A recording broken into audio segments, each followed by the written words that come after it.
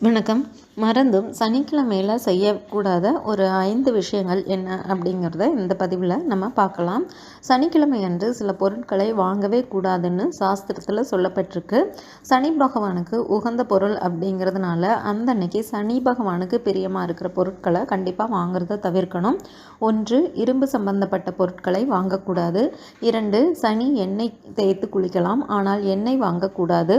3, சனிக்கிழமை உப்பு வாங்கக்கூடாது. அப்படி வாங்கினால் தொழிலில் நஷ்டம் ஏற்படும்.